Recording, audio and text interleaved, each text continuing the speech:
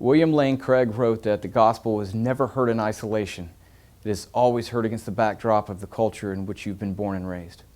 For a while now, Sunday services became the point. I think most of us are guilty of it. Tragically, a virus that has rapidly infected thousands around the world forced some of us to close our doors and find other ways to get the message out.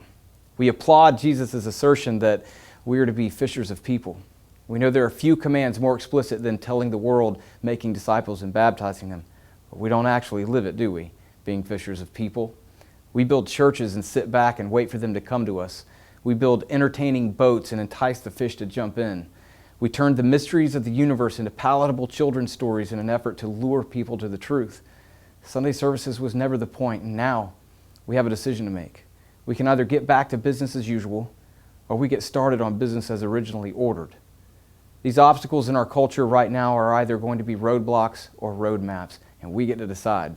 In one of my favorite stories, Nehemiah returns to Jerusalem to rebuild their city, their culture, their world, their life. Not just the infrastructure, but its spirit, its organization.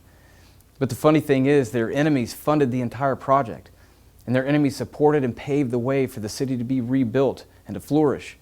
Let's use that example, that our mission is so noble, so greatly reflects the love, compassion, and mercy of Jesus, that even those who should be our enemies support us. In the book of the Acts, when people would sleep in the street just for the possibility that the shadow of Peter might fall upon them, they found healing just being in his presence. Peter didn't ask everyone to come to him. He took it to the streets amid all the sickness and brokenness. Imagine if our neighbors found healing in our presence, even if they didn't show up to church. The gospel is never heard in isolation.